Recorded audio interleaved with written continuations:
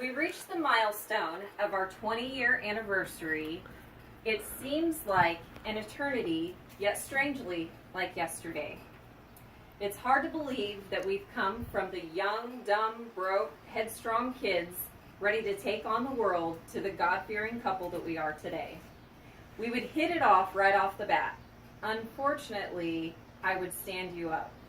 Fortunately for me, you didn't take no for an answer, and we would eventually have that first date. 6 months into our relationship, tragedy would strike. I would lose my stepdad of a brain aneurysm on my 17th birthday. My mother would take that news very hard, and the next couple of years would spin out of control for us. Financially, we would need some help.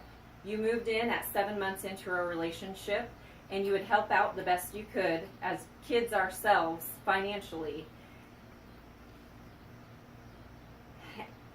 Also, 7 months into our relationship, our first Valentine's together, you would write a poem that would forever stick with me. If I didn't know you were the one then, I did at that point in time. We would eventually venture out on our own after I graduated from high school, getting our first place together. We were both hard workers, always have been, and we knew if we wanted something, we were going to have to work hard to get that, which is what we've always done. In 2002, we would purchase our first home together, which we would live at for 12 years and start our family in. We would marry, not in a church, but by doing our taxes together in 2004. So technically, the government in the state of Kansas would consider us married. Over the next few years, we would battle addiction together and struggle financially with some legal problems and substance abuse. Eventually, we would get it together, still God in pursuit of us, but us not in pursuit of God. We would, in 2007, we would introduce James to the world. In 2008, Philip, and in 2012, Allison. 2012 is when things really changed for us.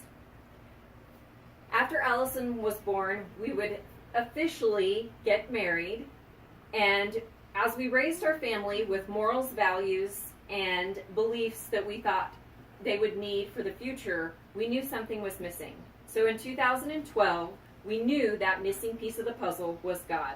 We started searching for a church home and would eventually start attending Colonial Heights Assemblies of God. Then we would put God first in our lives. We have both become very active in our church. You teach Rural Rangers, and I teach Girls Impact Girls Club. Our family, our church, and our faith are very important to us. Our church is like our second home and our second family. In 2004, we would sell our house in Mulvane of 12 years and reluctantly moved to Udall. Doors started to open that we didn't know needed to be open, and closed that we didn't know needed to be closed. We would buy property in Udall, outside of Udall, in 2015, where we are today and hopefully will stay, God willing.